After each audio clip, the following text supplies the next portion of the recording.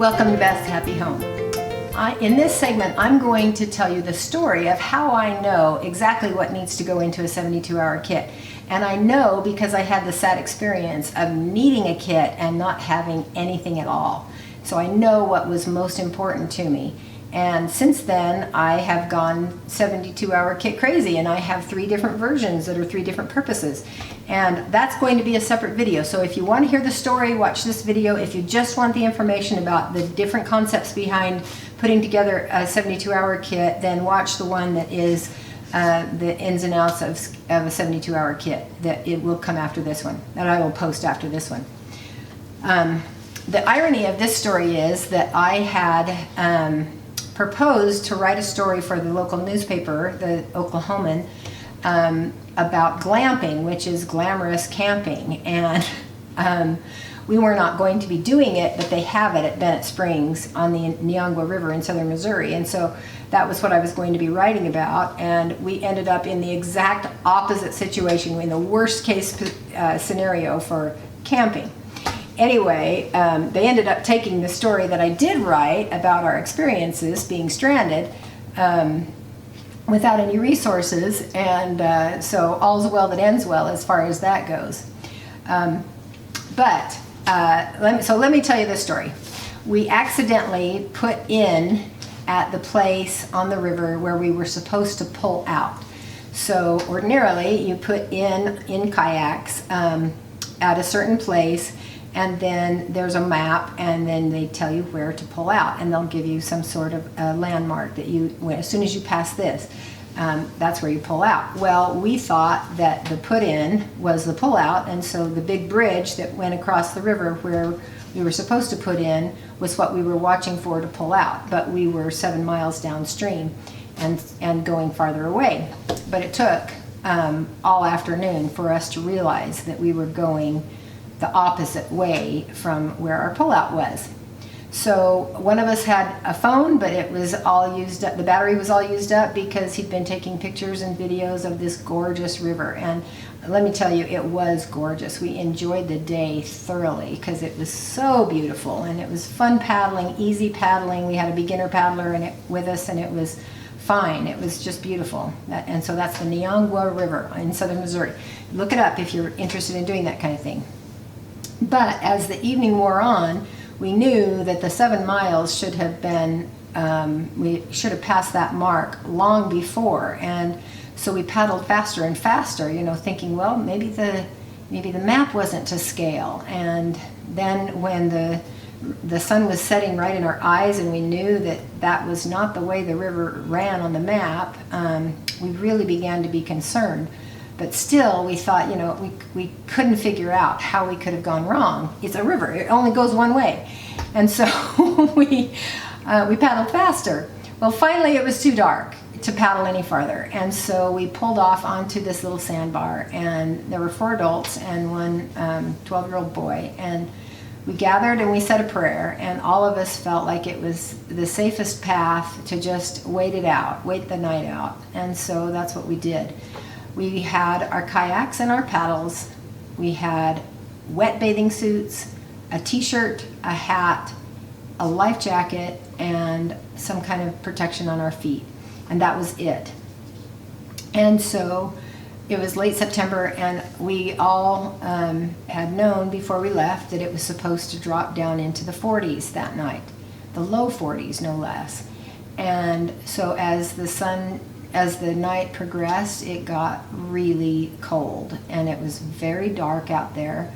Dark skies, beautiful stars. I've never in my life have I seen the heavens just carpeted in twinkles of light, and the constellations were so clear. It was amazing to look up into the heavens, into this eternal space, and it really was kind of profound how insignificant I felt. I felt like a little speck of dust, just in trouble there in the universe, but praying to a God who ruled all of that was overhead. to express it in inadequate terms, it was humbling, but it actually took a little bit of time for me to recover from that sense of just how insignificant I was in the grand universe. So as I said, the most pressing thing that we wished for that night was shelter, protection. Even a towel would have been a huge blessing, something that we could put between ourselves and the kayak so that we could lean up against it and sit down on the ground would have been huge.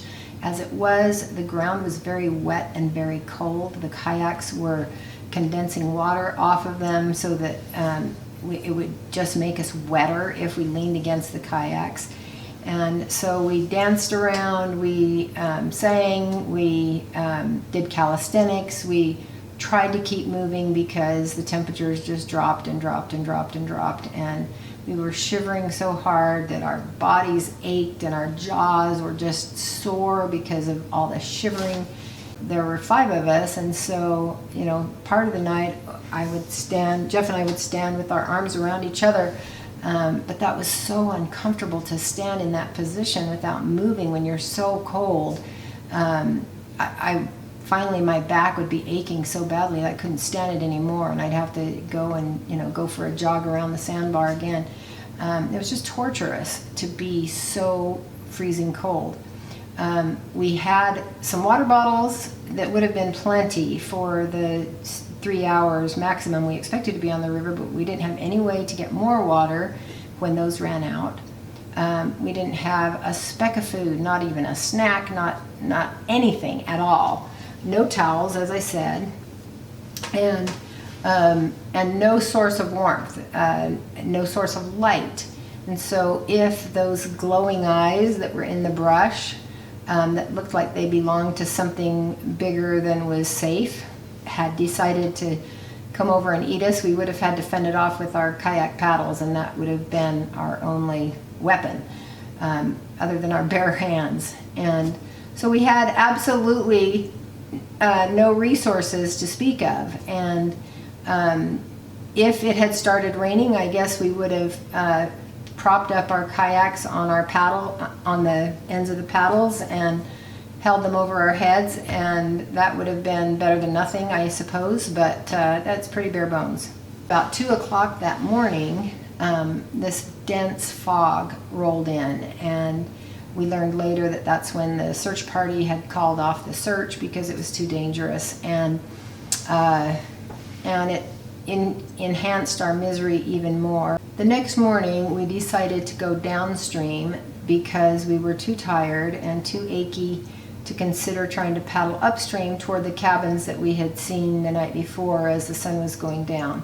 We knew there were people up there, probably 3 or 4, maybe 5 miles upstream, but we didn't think we had the energy to do it. So we decided to see what we could see downstream. Those are the things I learned: shelter, water, food, warmth, and hygiene are the things that are your most pressing needs in a real emergency.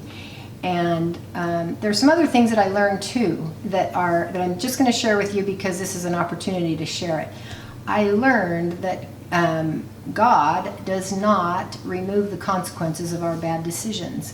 He will help us through our bad decision, the consequences of our bad decisions, and He will give us instruction for how to go forward or what to do next, but He doesn't remove the consequences.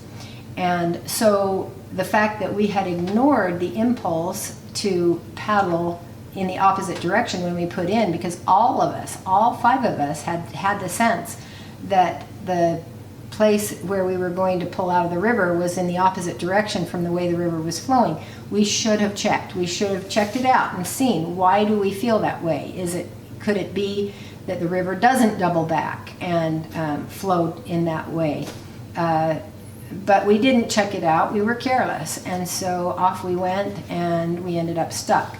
So if you are of the mindset that you can make any decision you want and that God will protect you because you're not unrighteous in making that decision, that's not correct. He will let you take the consequences of your poor judgment. and then he will help you deal with those consequences. So that's my little bit of religion that I had clarified for me. So that's my story. The newspaper ended up publishing a very lengthy description of what we went through that night and what we learned, but I never did get to write the article on glamping. So come back and I will show you all of my different 72-hour kits and how they're each unique and how they're cool and the purpose that each of them serves. Thanks for watching.